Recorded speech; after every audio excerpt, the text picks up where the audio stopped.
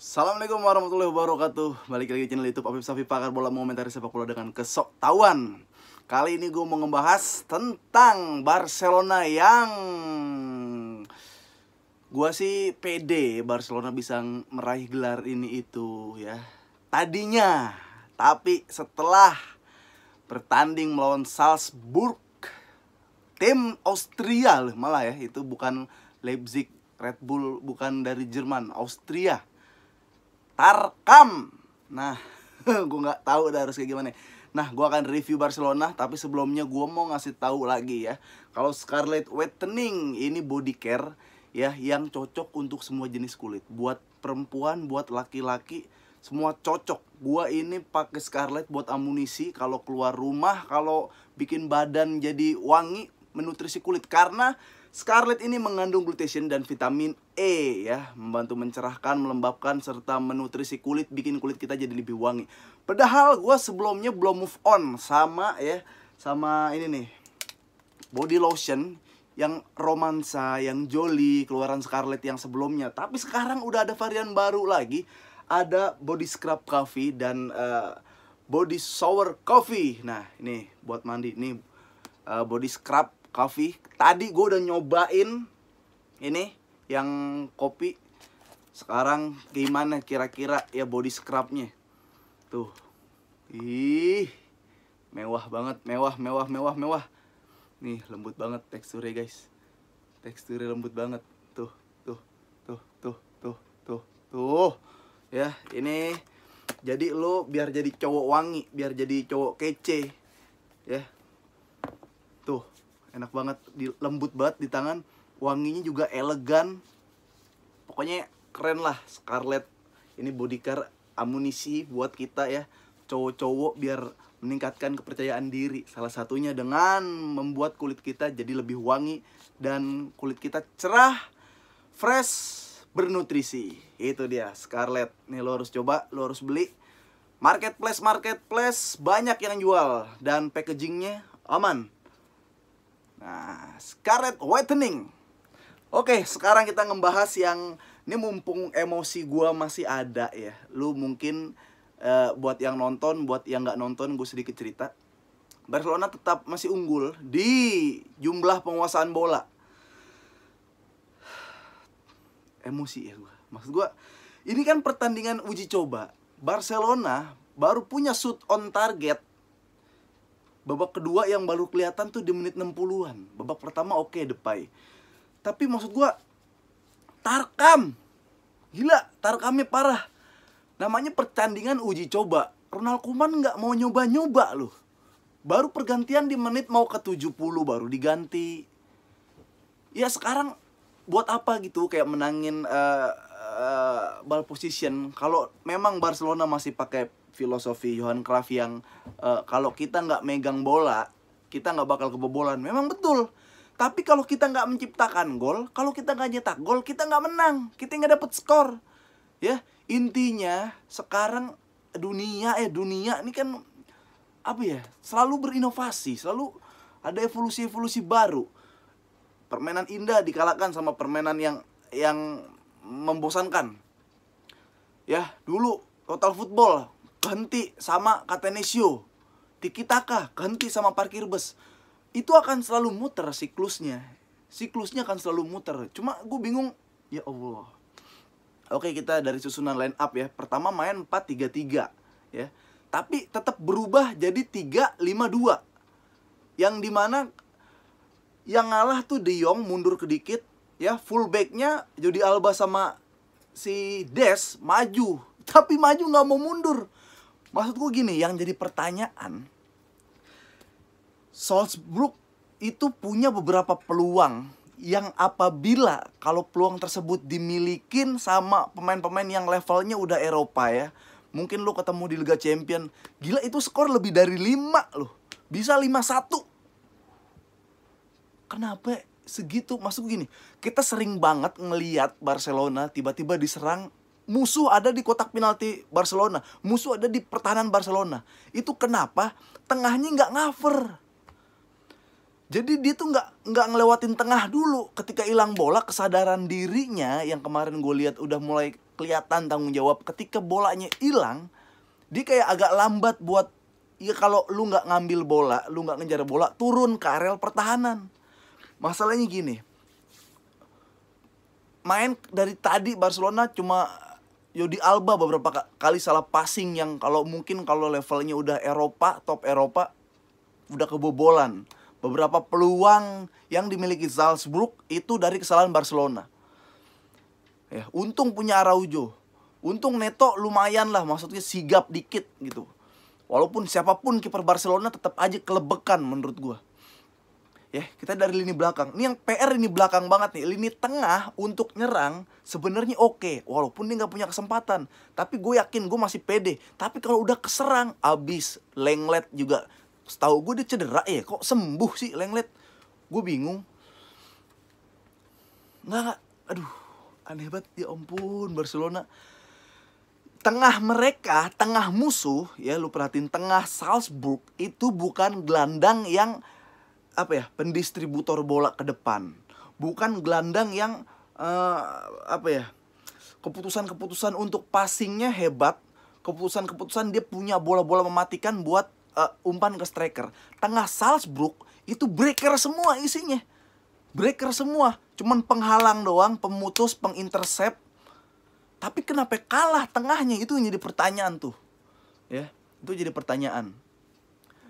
Di lini depan, gue selalu bilang, kalau lu nonton YouTube gue dari awal sampai akhir ngebahas Barcelona, gue selalu bilang Barcelona butuh pemain yang cepat, yang dribblingnya kuat, sehingga nanti ketika Barcelona dalam posisi susah atau posisi tertekan, ketika counter attack, itu orang yang menjadi yang menjadi peran utama untuk membuat peluang minimal, nggak usah menciptakan gol. Itu nggak ada. Itu gue lihat cuma ada di Depay. Depay masih mau semangat. Depay masih mau ngambil bola, nyerang ke depan. Lu tahu sendiri, Depay lari 20 meter aja ya, abis itu di center kamera kita ikut engap. Gara-gara si Depay engap. Bukan tugas Depay itu, gue yakin. Makanya kenapa mungkin kayak Bang Bes atau orang-orang setuju kalau Depay nggak usah terlalu jauh dari gawang, biar dia menyelesaikan finishing akhir aja. Ya, dia menyelesaikan tugas-tugas akhir, menciptakan gol, membuat peluang. Jangan yang mendistribusikan bukan Depay. Itu nggak ada. Ya. Bahkan sesekali Depay maksa megang bola, dia sprint ke depan. Yang terjadi apa? Griezmann nggak nolong. Gila. Ini temen mau nyerang, bantuin, mau bikin peluang, mau ciptain gol. Griezmann diem. Gila. Apa sih yang di briefing sama si Koeman, kayak lu kalau Depay megang bola, striker megang bola, lu diem aja ya, biar kelihatan goblok gitu kali. Gue nggak tahu tuh. Di situ nggak ada. Mungkin nanti punya Ansu Fati, mungkin nanti ada Dembele belum kelihatan. Tapi itu bukan, jangan sampai tugas itu dikasih sama Depay. Ya, Depay khusus buat nanti menjelang finishing. Depay itu oke, karena dribblenya bagus, tapi stamina jelek. Itu Depay. Di tengah, Gavi, Busquets, De Jong yang ngalah. Akhirnya De Jong jadi central back. Itu kalau ketemu pemain yang pressnya tingkat tinggi, belum kelihatan tuh mereka tuh. Masih kadang suka lama, masih kadang salah passing. Ya, beda sama yang biasa dilakukan Barcelona adalah megang bola, ya, bikin musuhnya capek. Tapi yang terjadi tadi adalah megang bola, karena nggak tenang, dipres sama musuh, kitanya yang capek. Itu yang terjadi di Barcelona tadi. Lini belakang gue udah khawatir dari awal ketika Lenglet dipasang. Ya, memang sebenarnya nggak murni salah back sih. Ya tadi gue bilang gelandang nggak ngecover. Makanya langsung ketemu back yang jelas-jelas backnya adalah lemah.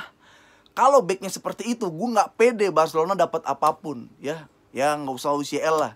Ya La Liga pun kalau kayak gitu, Salzburg dihitung, kalau Salzburg ketemu Sevilla, komposisi menang Sevilla.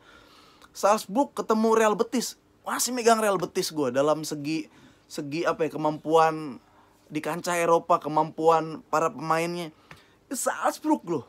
Karena sekarang gue udah hampir bilang, kalau Barcelona lagi megang bola, diparkir rebus sama musuh, nggak tembus, bukan beberapa persen lagi, hampir pasti nggak tembus. Dan ya, akhirnya yang gue bilang selalu kejadian. Yang gue bilang bukan mendekati lagi, pasti benar. Braithwaite orang yang dibutuhkan ketika Barcelona buntu. Ketika Barca udah nggak bisa ngapa-ngapain, masukin Braithwaite, lu tendang asal-asalan ke depan, mudah-mudahan keberuntungan datang, Braithwaite cetak gol.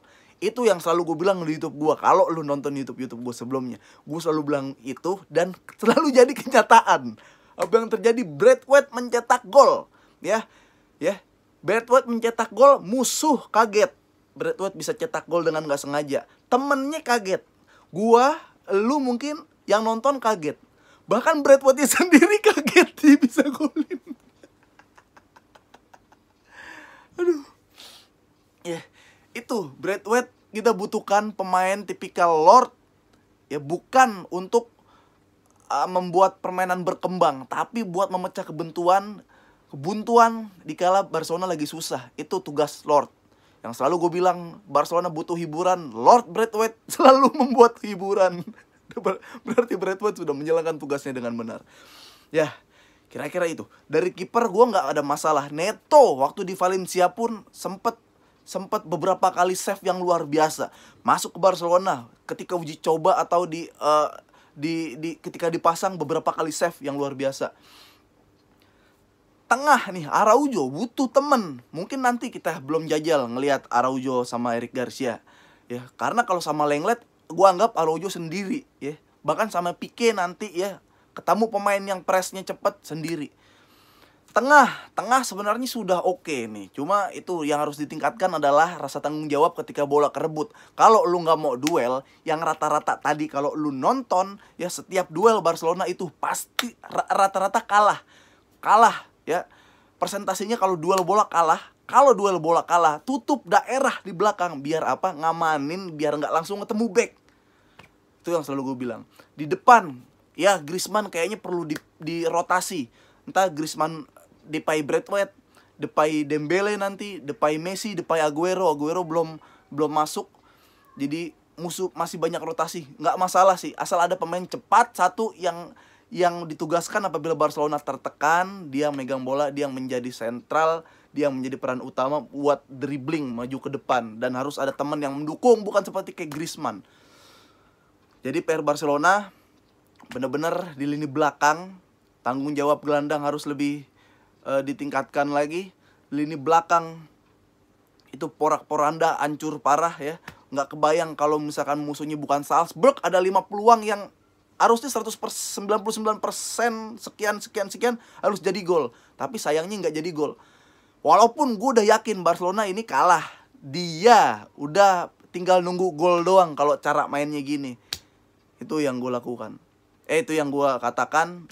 Silakan di komen, kenapa Barcelona bisa tarkam, ya. Kenapa akhirnya gue nggak terlalu yakin Barcelona dapat gelar ini itu, ya. Tapi tetap dukung terus jagoan kita masing-masing, dukung terus. Yang dukung Barcelona, dukung Madrid, dukung MU, semuanya kita dukung. Semoga nanti bener-bener normal lagi. Kita udah senang banget ngelihat pertandingan sepak bola ada penonton. Kita tinggal nunggu nanti Indonesia reda, Liga Indonesia jalan, ya. Jadi semua jurnalis, semua media sport di Indonesia udah mulai berkembang lagi, ekonomi normal lagi, ya. Dan kita dijauhkan dari COVID-19. Terima kasih. Ya, sekali lagi apa yang gue katakan bahkan selalu benar tentang Braithwaite, tentang pemain yang dibutuhkan Barcelona, tentang tanggung jawab di lini tengah, dan kelemahan belakang dari Barcelona. Oke, Assalamualaikum warahmatullahi wabarakatuh.